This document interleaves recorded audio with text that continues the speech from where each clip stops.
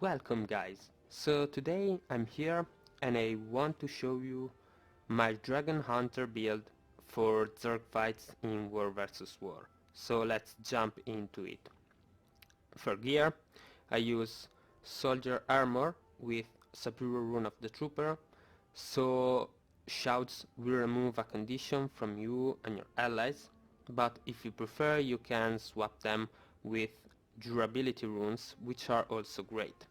Then for weapons I use a soldier staff with superior sigil of bloodlust to improve a little bit my damage, and then superior sigil of restoration, so I gain health each time I kill a foe, and I think that this sigil is amazing in Zerg fights because it has no internal cooldown and helps me heal a little bit more. Then I use a soldier greatsword with superior sigil of restoration again and superior sigil of cleansing, so you will remove one condition when you swap to this weapon while in combat. If you don't like the sigils you can replace them with what you prefer, but I will recommend to use sigil of energy in case. Then for trinkets I use a soldier amulet, soldier rings and soldier back, and sentinels accessories to gain a little bit more vitality. If you don't want to do the achievements to get them, you can replace them with soldiers one. Then moving to traits, I use honor, virtues and Dragonhunter specialization. So I won't talk about the minor traits because most of them aren't that great, and I will focus on the major one instead. In honor we have protective reviver, so you activate a shield of absorption when you begin reviving an ally, and upon successful revival you and ally gain aegis, protection and regen. Then honorable staff, your boon duration is increased while wielding a staff, so most of the time you will use a staff, and staff recharges are reduced.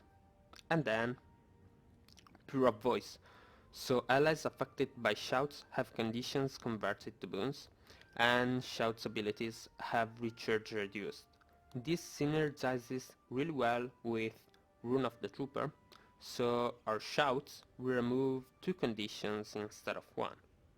Then in virtues we have retaliatory subconscious, so you gain retaliation and aegis when hit by a crowd control skill.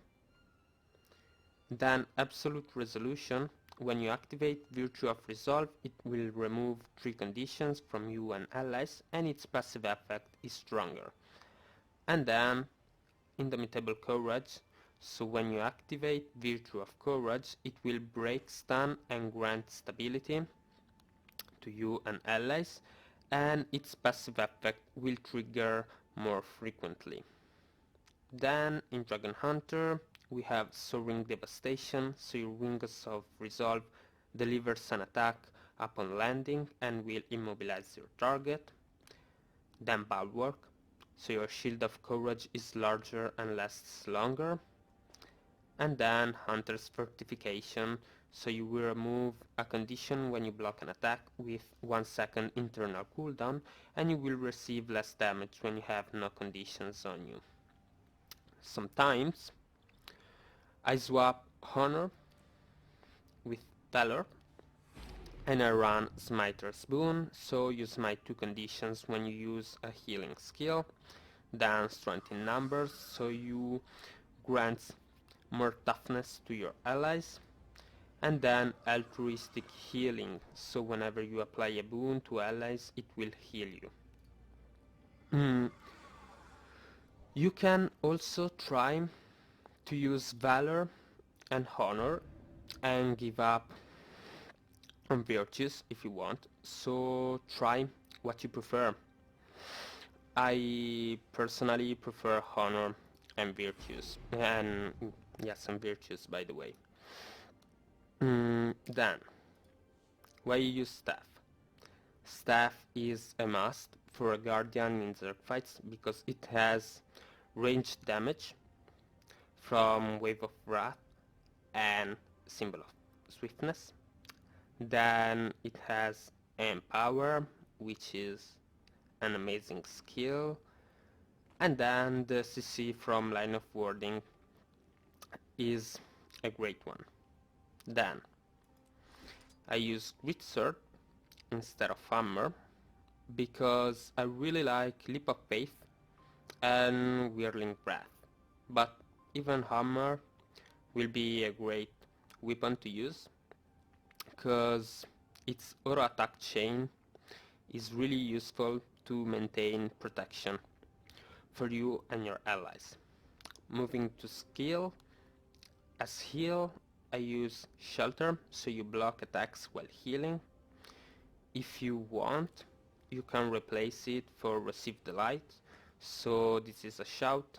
It will remove 2 conditions and it will heal you and your allies.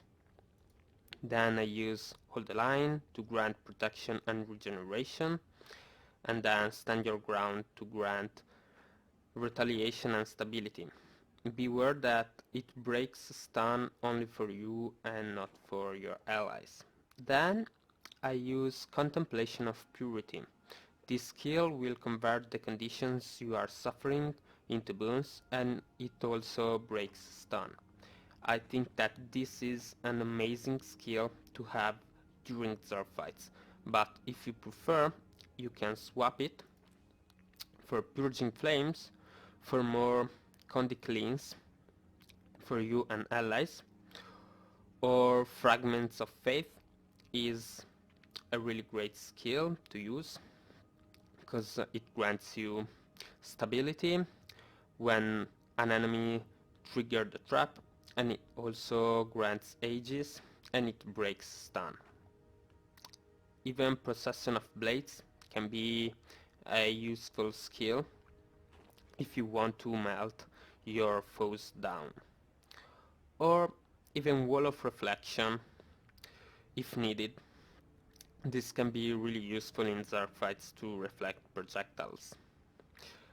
If you run a trap, I recommend you to swap Soaring Devastation with Piercing Light, so your traps will daze enemies and they have recharge reduce.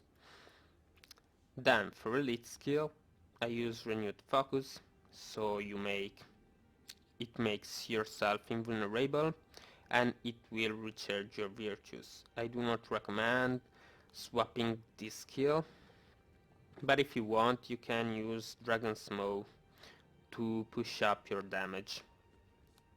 So, this is the build. I really enjoy playing this build in Zerg fights more than a normal Guardian. You have a bit less self-sustain and you are a bit less tanky, but it's really funny to play this build. So I hope you will enjoy it, and I hope to see you on the next video. Bye all, and thanks for watching, guys.